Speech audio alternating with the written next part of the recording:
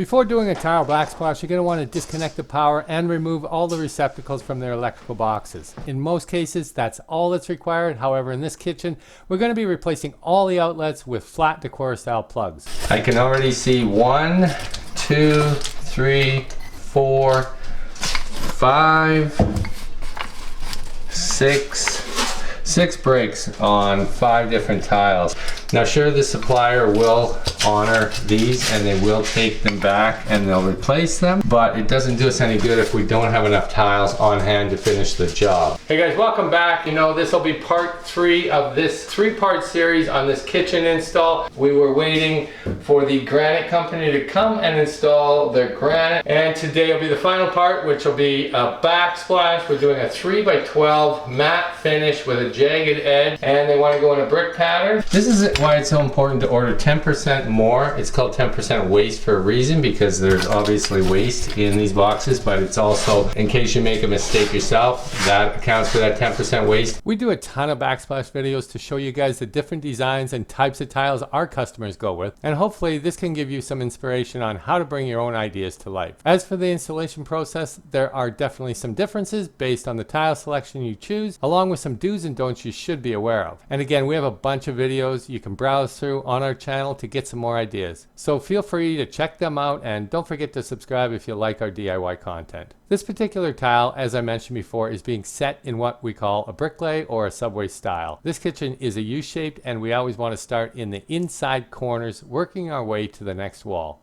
I always like to do a quick measurement from countertop to underside of upper cabinets and then calculate the number of rows we're going to need. So we always leave our cabinets installed at 18 inches off the countertop, and by doing that you can see that we're an exact fit with 3-inch tiles, so it's a 6 tile. 1, 2, 3, 4, 5, 6. That gets us right to the underside of the upper boxes. It's exactly what we want to see. We don't want to see a sliver up in there. Our code where we live says we have to be a minimum 18 inches from countertop to the underside of the cabinets. And by putting these at exactly 18 inches, well actually 19.25, box to box, and then when the countertops come in, they're 1.25 inches. That gets us 18 inches perfectly. And then with the 3-inch tile, it works out just perfect. Couldn't ask for a better fit than that. When setting a subway pattern, I always start with a full tile on the first row and then offset the second row 50%.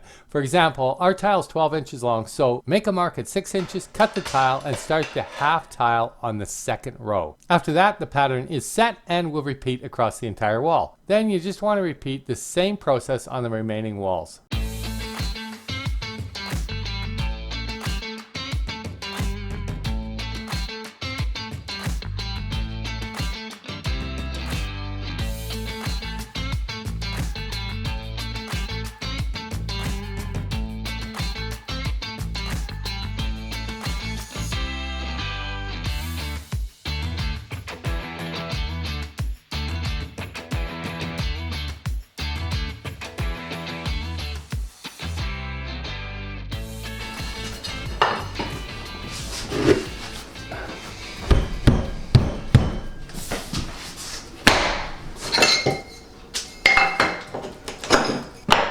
It's not in all the way though, that's the problem. What's the catch there, dude? A shim? Looks like a shim to me. Here we ran into a little problem with a cabinet shim that wasn't completely trimmed off, which in turn was not allowing the tile to sit flush on the wall. After breaking one of the tiles, all it took was to take a knife and trim off the piece of wood shim that was still hanging down. A minor setback.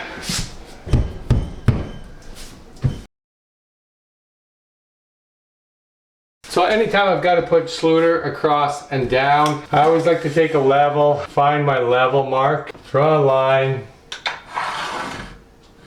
from the bottom of the cabinet and then from the edge of the countertop to that line, and that is our Schluter outside edge. Then you can just take a measurement. It's 13 5/8.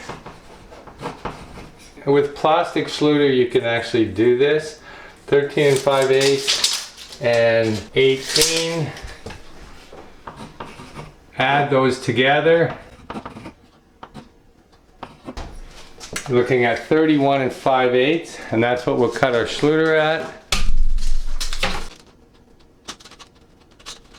We want to rest it right against the bottom of that filler. Come across, we mark on our line, and then with plastic Schluter, all you want to do is cut that line.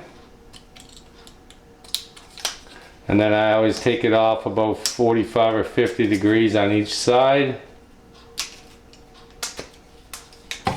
So it's like that.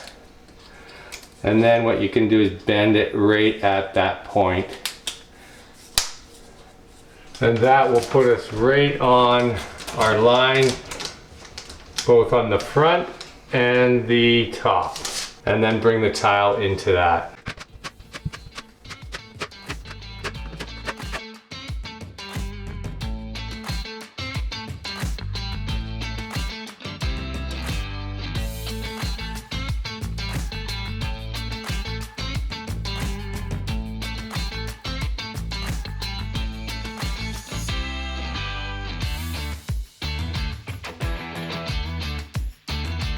Onto the third and final wall with the same process as the previous two walls.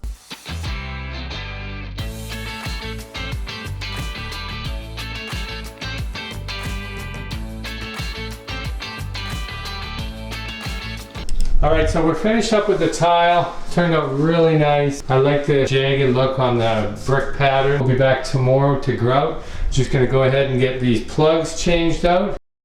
One quick thing you should know on kitchen receptacles, most of the time they are what they call split plugs, and it's where the bridge between the two hot, which separates the two receptacles, is broken off in the center there. You can see that, which allows 110 power to each top and bottom. When you're installing new plugs in a kitchen, if you look closely on the new plug, you can see that center gold pin on the hot side. That gold pin has to be broke off so that 110 power goes to this upper and 110 to the lower one. So we're gonna go ahead and break those tabs off, and then we'll install these plugs. Now I do recommend, and it is always best, to hire a licensed electrician to do any kind of electrical upgrades in your own home.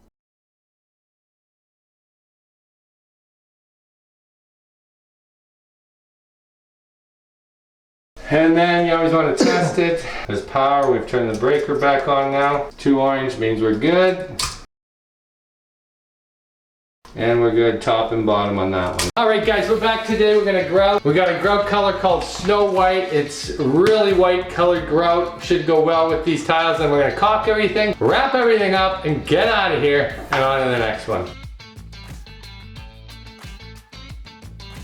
Super happy with the way this kitchen remodel turned out. It took 2 of us roughly 4 days to complete over about a 3-week span. The stone countertops took a little bit of time, just over 2.5 weeks to be installed after the cabinets were in. If you have any questions, leave them in the comments below. Hope you liked the video. If you did, do us a solid, smash that like button. And if you haven't subscribed yet, we hope you will. Until next time, peace.